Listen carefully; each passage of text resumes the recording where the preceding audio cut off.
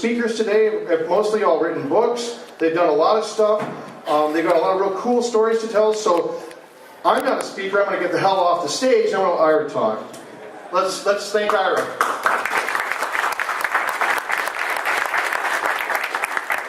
Is this working? It is? Okay. I'll take your word for it. If you can't hear me, that's it. So here's my first book.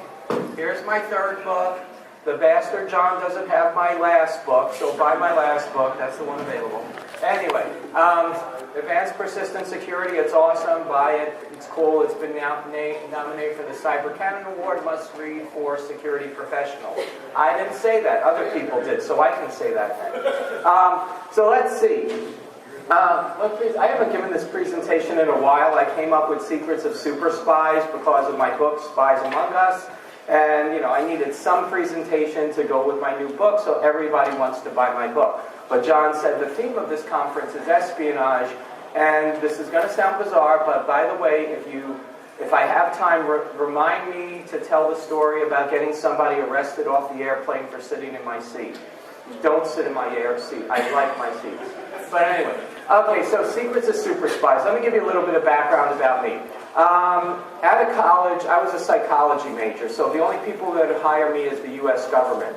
Now, apparently, if I would have asked, apparently Equifax would have hired me, from what I could tell. But that's a separate story. But I kid you not. Look at the bios. So anyway, so I graduated college, and the only people that hired me was the U.S. government as a psychology major. So at NSA, what happens is, as a liberal arts major, you take a bunch of tests, and they said, wow, you did really well on these tests. It looks like you have really good computer aptitude. How about we put you through a computer internship? I'm like, no, I hate computers. I want nothing to do with them. They're like, okay, fine. And they're like, well, how about traffic analysis, where you analyze? I go, no, that doesn't sound fine. They're like, how about cryptanalysis, where you break major codes? I'm like, I don't want to look at ones and zeros all day. So they're like, fine. So finally, I took this job, which I thought sounded really, really cool, where I was going to be working as an intelligence analyst, working with the National Signals Intelligence Operations Center, or NSOC for short. If you ever see a picture of NSA where they have people with TV monitors and stuff like that, that's the only cool place inside the building. The rest of it is the land of Dilbert. But otherwise, you're looking at it and you see these big monitors. I go, great, I'm going to be working with NSOC. And then I was working in the super secret compartmented part of NSOC. So I couldn't even work in that main area. I had to work in what amounted to a large closet down the hall from there. And for some reason, I thought that sounded really, really cool. But anyway, within a month or so, I hated my job. I completely despised my job. Then within 3 months, I truly hated my job, but everybody else hated the job too, so I was the senior analyst on our watch shift. I was working 24-hour rotating shifts and stuff like that. And as part of being the senior analyst on the shift, I had to train new people coming into the office. And one person, so when you were on day shifts, because you had day shifts from 6 to 2, then you had evening shifts from 2 to 10, and then midnight shifts from 10 to 6, and so on. So anyway, I had to train this new people coming into the office. One of the people coming into the office, and there were so many because everybody hated their job, so lots of good rotation. But what happened was, there was this woman, and her last name was Kirk, K-I-R-K, like Captain Kirk. I'm training her how to use the system. I'm like, okay, log on to the system, great. Now you have to log into the database. Your database ID is going to be your last name, Kirk, K-I-R-K. Now enter your password, Captain, C-A-P-T-A-I-N. And she turns at me, looking at me in horror, going, how do you know what my password is? And I'm like, you gotta be kidding. And then she's like, no, Captain's really my password. I'm like, okay. And then she's like, oh, and by the way, my father was in the Army. At one point he was a captain, so there really was a Captain Kirk. I'm like, whatever. Now, remember, this is in the super secret National Security Agency, world's leader in information security, and so on. Then, along the way, I took a bunch of different jobs. And remember, I hated my job. I completely despised my job. How many people here ever heard of Xenix? Nobody. Wow, this is almost scary. A few people nodding. Xenix, and you can look this up. Xenix is literally Unix from Microsoft. And for some reason, NSA bought a whole bunch of PCs, and to make them completely, tens of thousands, and to make them completely useless, they loaded the Xenix operating system on as the operating system of choice. So there we were, and my office, again, my managers were complete bastards. And we were doing things like tracking military units. I can't tell you what type of unit or how, but every time we saw a military unit, we had this book that we brought out, and every unit had a page, and then we would write the time and location of that unit on that page. And then what happened was, well, the office was like, you know what, we should use this new computer, and so we'll make the watch people put this in the computer too. So how many people know what VI is? Okay, great. VI, for those people who don't know, for those people who do know, you know the horror of this. For those people who don't, in order to edit a file without like the what you see is what you get nice looking screen, VI is basically a line editor that allows you to edit files. So you have to type in VI space and then the name and stuff like that. So like, well, the only thing we could do is every time we got a unit, we had to open up like VI space, the unit name and so on. And then enter in flat text the actual unit location. It's like, have these people ever heard of a database? But anyway, so we were sitting there doing that. And remember, I hated my job. And at one point, I was on mid-shifts, like 3 o'clock in the morning. I'm like, well, my roommate told me I could make numbered lists off, because my roommate worked at NSA's Unix support branch. So I was like, wow, let's try to make a numbered list up. So like at 3, so I created a file called 25 Reasons Why I Hate My Boss. Remember, I hated my job. And what happened was, there I was creating 25 reasons why I hate my boss, and around reason number 17, the computer gets all squiggly, comes back, and everything's in Greek. I'm like, wow, that's kind of cool. So then I'm typing like A, alpha, B, gamma, C, whatever it is. And I'm like, okay, that got bored after 30 seconds. So then I exited the file, and the command line came up in Greek. Then I'm like, that's not good. Then I typed in VI with like a file name with actual data in it, and that came up in Greek. I'm like, I am totally screwed, and I was in a panic because I thought I would lose this job I totally despised, which I don't understand to this day. But there I was, and I had a moment of sanity. I called up my roommate, and I go, Kevin, and he curses me out because it's 3 o'clock in the morning. I'm like, Kevin, just shut up. I'll buy you a pizza. Tell me what to do. He's like, what's the problem? I go, everything's in Greek. He's like, is that it? He goes, yeah. I go, yeah, that's it. He's like, what are you bothering me for then? I go, for some reason, this isn't intuitive to me. He's like, all you have to do is find a box of Xenix system disks, put in the first disk, hit Control-Alt-Delete, type in FSCK and answer yes to everything. I'm like, slow down a second. He's like, there's boxes of these disks all over the place on top of the computer. Put it in, get the first disk out, reboot the computer, and then type in FSCK, which will fix everything. Just say yes. So anyway, I did exactly what he said. The computer came back in English, and I was relieved to keep this job I completely despised, and all that. But then as I was going through it, I noticed, wait a second. I have access to everybody's files on the system. I could look at my boss's files, I could look at everybody's files, because what the system disk did was reboot the system into super user mode. And this is the super secret National Security Agency that gave a box of these disks on top of every computer, so literally sitting on top of every computer was the ability to hack into that computer by just rebooting it. You didn't even have to bring your own disk. It was sitting there waiting for you. Again, super secret National Security Agency, world's leader in information security. But remember, I hated my job, and I thought I couldn't hate computers any more than I hate my job.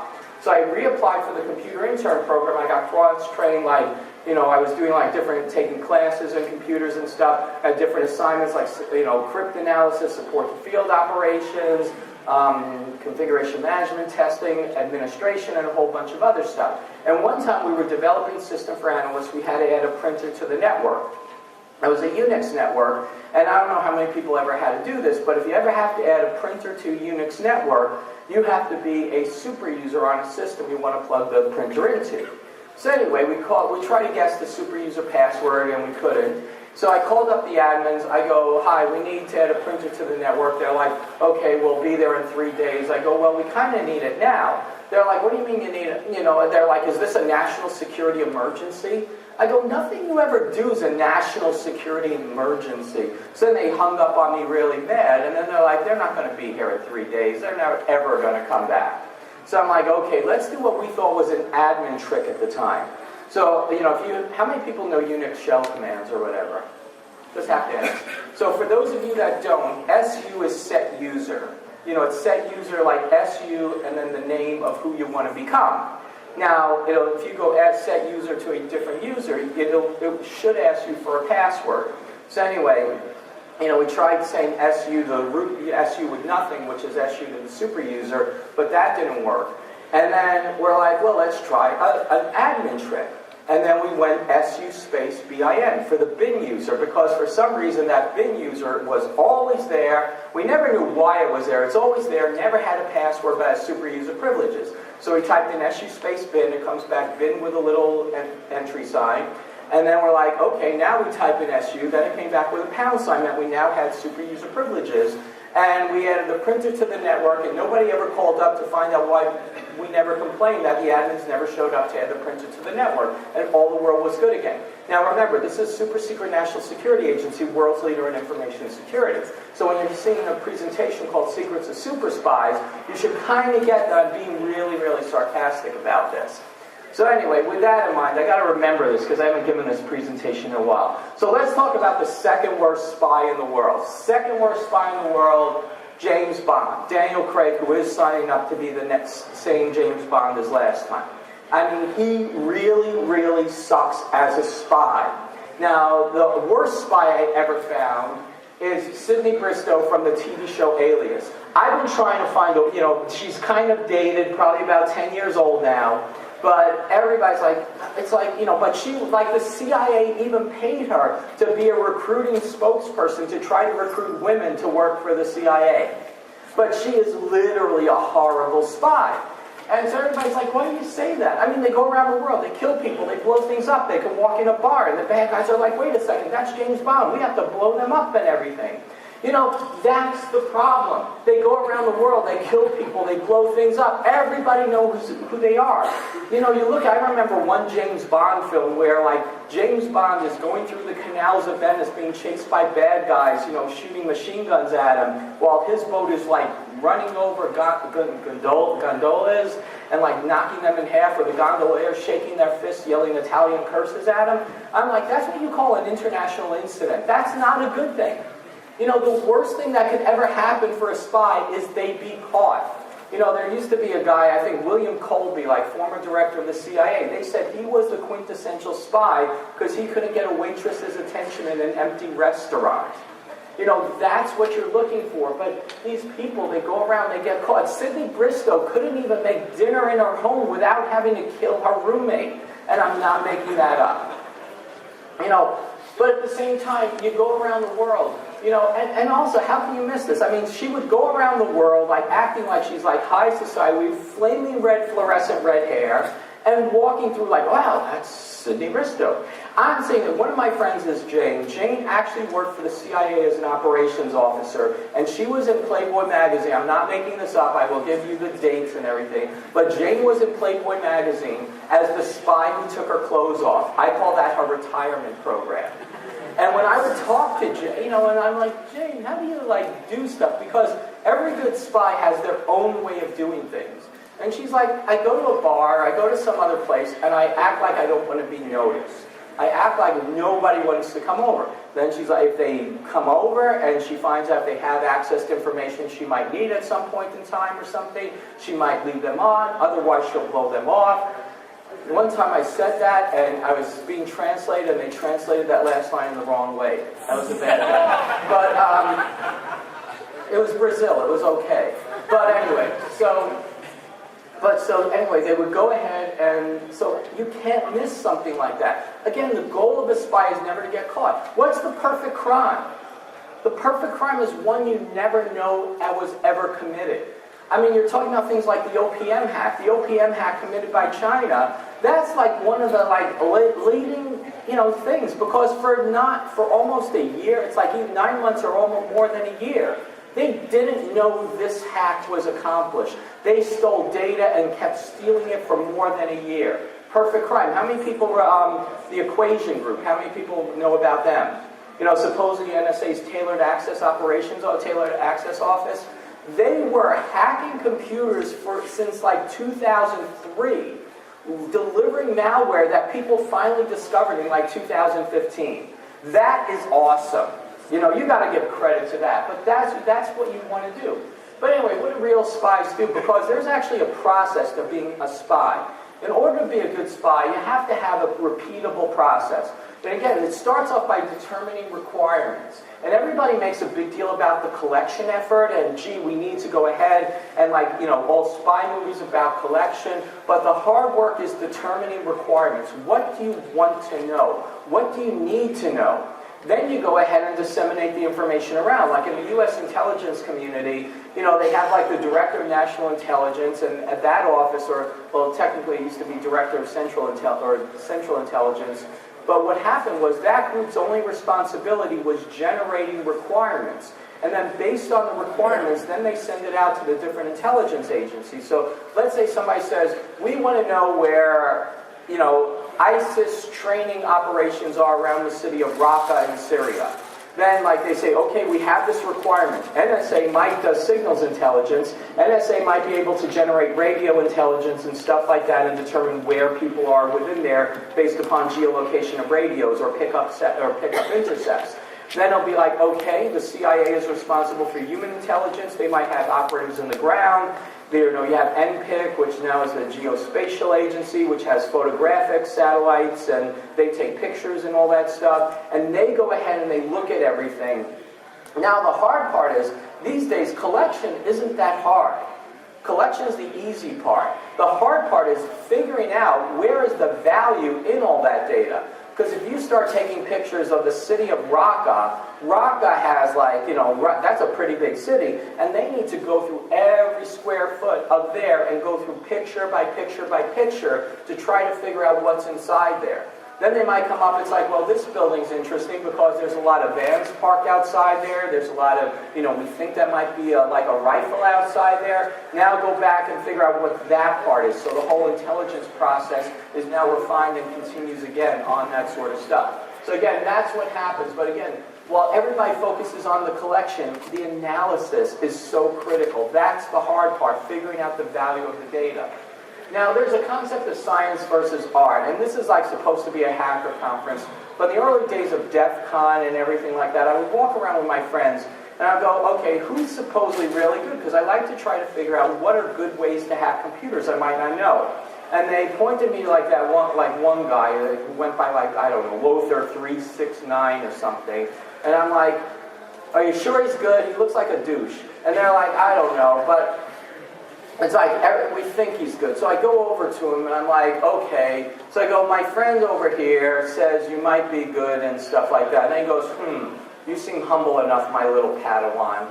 And I was like, so not into this at the moment. And I'm like, okay, but I bit my tongue. I'm like, so I go, how do you hack?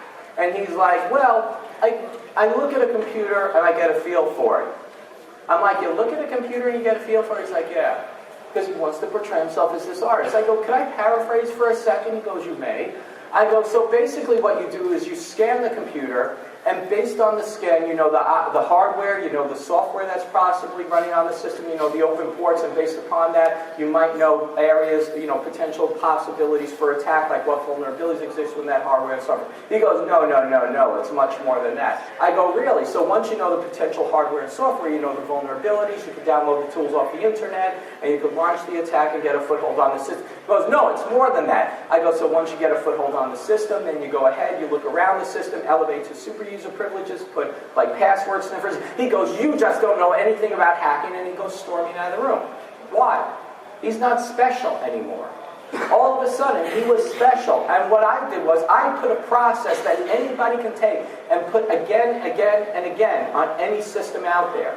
And that's what real hacking is. That's what intelligence is. That is putting a science to it, because you don't want artists out there. You don't want a hacker who supposedly goes out there and makes one hack one time, doesn't know what he's going to do the next time. When I was an analyst at NSA, and working shift work, you don't want a group of people who might know one thing on this one shift and a different group of people doing a completely different sort of stuff on the next shift. You need a repeatable process to go again and again and again. So it doesn't matter who's there. It's like the Marines. Marines are trained for their specific roles to go in there and consistently follow orders and keep going again and again and again. That's what you want for all your intelligence capability. And yeah, there is something where people might have more natural abilities. Like I told you about, NSA gave me all these tests. When NSA gave me the test, how many people ever heard of the psychological principle of visualization? Okay, so visualization is the ability to sequentially manipulate objects in your mind. Where it's like, so basically, if you take an object, rotate it like this, what's it going to look like? The way they test for that, one test is called the VZ2 test, which some of you might have taken. So the quintessential example is if you have 4 squares, one on top of the other, 2 squares on the side of one of the squares, and you say, if you fold this together, what would you get? And the answer is a cube. 4 squares, then 2 on the side, that's a cube. That's the very basic type of test. Then it gets more complicated, and the psychological studies show the better your visualization, the better your computer aptitude. It means you might have the better ability to function there. It, however, doesn't mean you have a process to do it consistently. So NSA said, wow, you have an ability that we want to train you in a process. So when you look at it, the NSA intern program I was in, that was a 3-year program where I had to do different rotations in different offices and stuff like that. For people like in the CIA has their career training program. That's essentially a 2-year training program. Sorry, I'm confused. It's been a while since it's 2 or 3 years. Navy SEALs have a 2-year training program. They don't just say, we want you to go out and blow up a whole port. They basically say, okay, you have physical ability. We've also given you some other abilities and stuff like that to weed you out. Like you have short-term memory and a whole bunch of other stuff. Now we're going to train you for 6 months. Then we're going to put you on SEAL teams for periods of time as a junior person. And then finally you're going to be operational or fully capable after 2 years. But again, there's processes of taking people with ability, giving them a process, which is the training, but then practice, because there's a whole concept of mastery. You can have a basic process, but again, it has to be repeated to the point where it becomes automatic. The reason I'm great at penetration testing is I can tell you with 95% certainty that I can walk into a building and see I know what I'm going to find before I get there, because it just happens. I also have this ability, which is really annoying to women on dates, where I can pick out anything wrong in a situation in a heartbeat. Like, I can tell you in a heartbeat if there's like a piece of silverware out of order or something like that, or a hair someplace out of there. That gets annoying to other people. But I can, it actually annoys me more than anything else, because people don't like hearing this. So anyway, but that's the thing. You need to have practice in this and know how to do it. But then another aspect, spies also, this is security, because intelligence is gathering information. Security is about protecting information. You have concept of, now it's called cyber network operations, which is cyber network defense, cyber network exploitation, and cyber network attack. Cyber network defense is essentially security, and then this whole concept of intelligence is actually cyber network exploitation, where you're gathering information off the networks you hack. Cyber network attack is where you go ahead and actually try to destroy or damage the network or the information on there. So that's cyber network attack. But you have to look at cyber network defense in this case, and in this case the spies know how people are attack them, so they know what to protect against. And that's critical, because the more you know about your adversaries, the more you can go ahead and improve how you protect yourself, and that's a critical factor. Now the key is, and this is a big thing, spies focus on information. This is a true story. I was once hired by a Fortune 5 company because the CISO he hired the 4 companies that were tops in penetration testing, and they charged them $80,000 for 2 weeks worth of work, and they all came back in 2 weeks and $80,000 later and said, we have full control of your entire network. He ran into the CEO's office. The CEO said, let me understand this. I have been the most valuable company in the world. I have been vulnerable. I am the most profitable company in the world. I am vulnerable. I will be the most profitable company in the world. What do I care? So then the guy called me in, because it's like, okay. Then 3 days later, I'm like, well, here's your mergers and acquisitions data, here's your executive salary compensation schedule, here's your new technology coming out in 3 years, here's this, here's that. By the way, your desk is bugged.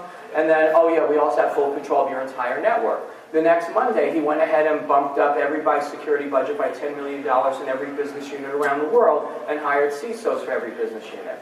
That was why, because it was the value that had. It doesn't matter what you can hack, it matters what's the impact of what you hack.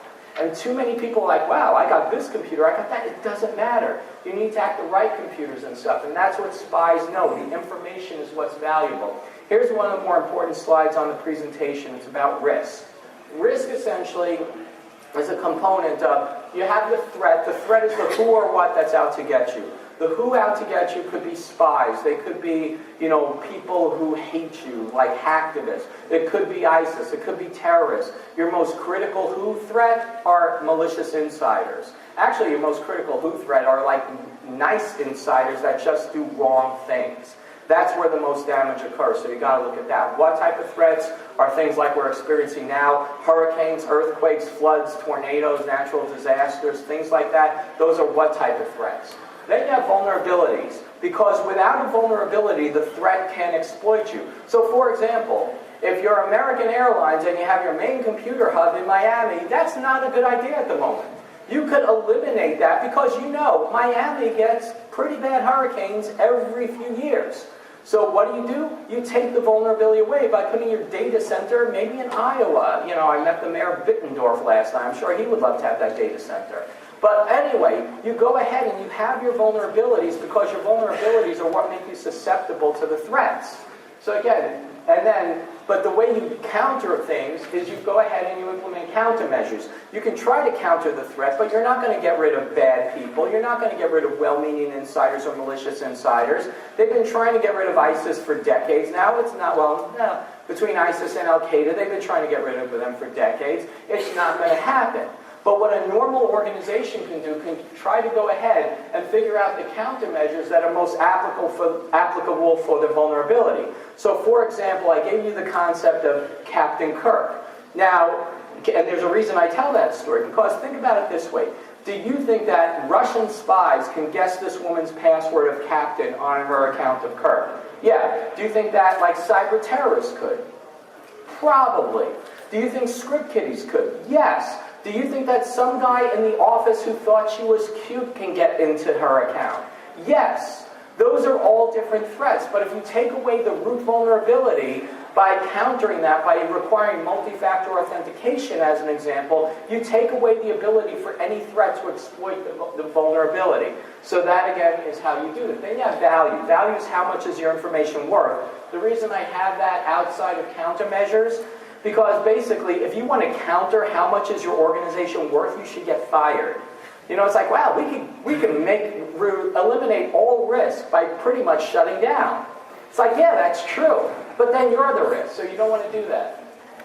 Anyway, so I beat that to death. What's important? Too many people are out there focusing on the threats. The threat to a certain extent is important, but you got to focus on the vulnerabilities, and that's the most critical part, because spies assume that the threat's irrelevant. They assume everybody from the media to the Russian spies to Chinese spies to cyber terrorists wants to get a hold of them. So they're like, well, we're going to try to stop them, but at the same time, we need to focus most of our efforts on countering the vulnerabilities. So they focus on mitigating vulnerabilities. Here's how to steal nuclear reactor designs really, really quickly. The company I was working for, multinational, conglomerate. It's like one of those massive companies that has things like financial, manufacturing. They have an energy unit and so on that makes nuclear reactors. They want a no holds barred attack. And pretty much I was allowed to do anything that I could think of for the most part that didn't involve, well, actually I could commit crimes as long as they wouldn't report me. But, involved open source research, in other words, researching what the organization did, how they did things, lying about who I was, walking through facilities, and internal hacking. For this test, I actually had a hacker, because I like to do the black bag operations, which is where you go in and undercover kind of and just steal stuff. Then I have somebody who does the hacking, because when you look at it this way, anybody could break into an organization, and a large organization isn't the problem.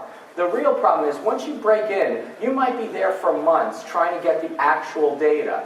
If you can go ahead and use social engineering, or I like to call it human elicitation, to actually find where the valuable data is, that can get, that pretty much you could be in and out within minutes because you know where the information is. Otherwise, you're in a multinational Fortune 50 company. There are millions of computers, and you have to find which of the computers out of the millions has the data. So anyway, background, large stuff, they had traditional security problems, so on. So anyway, here's how to steal stuff. So first thing we tried to do was we figured it would be nice to have a company badge. So we went to the corporate headquarters, and they had a nice campus-like setting where, they had different buildings on the main campus, and you had to show your badge to get in. So what I did was I went to a local restaurant, drop your business card and win a free lunch. Went to the restaurant while the hostess wasn't looking, went ahead, went through the fishbowl, found somebody with a card from the company. Then the next morning I drove up to the main facility. The guard asked me, can I see your badge? I'm like, I forgot my badge, can I show you my business card? He's like, sure. So I show him the business card, so I follow people in. Then there's a garage underneath their main building. And, they had this little gate that goes up and down, but the gate didn't go up and down that quickly, so somebody went in, and I just tailgated them through the gate when they went in.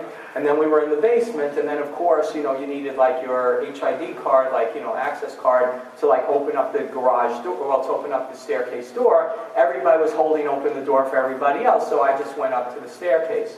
Then I walked around, found an empty office, set up a... they may ever see the movie The Secret of My Success with Michael J. Fox. That's kind of an older movie. But one thing he does is he finds an empty office, picks up the phone, says, hi, I just got this office. Can you assign, so I just went ahead, I contacted the operator, changed voicemail and so on, and had my own office inside the company. Then I went ahead, and then me and my accomplice needed badges. So I went ahead, we went down to the main lobby area, and they had visitors pretty well contained, but we came in from the employee side, and we go to the receptionist. I go, where do I go to get badges? And she's like, oh, the door on the right. So just go to the door on the right, the security guard's there. He's like, I go, we need badges. He's like, okay, you have to fill out these forms. We fill out the forms, and it needed an authorization signature, so I authorized my accomplice's form. He authorized my form. We went back in the office, sat down, got our pictures taken. Now we had actual headquarter badges for the whole corporation. And then we got on a plane, and then, they do stuff like in the desert and stuff like that, so we flew across the country, and they had a couple of auditors following us around. So we fly across the country, and we're sitting there kind of late at night, having dinner like 7 o'clock, and the auditors are like, do you want to go over the facility and look around now? I'm like, he goes, there is literally nothing to do in this city. We're like, sure. So anyway, we watch them, they lead the way, they drive up to the guard gate. We see the guard stop them, and then he's like,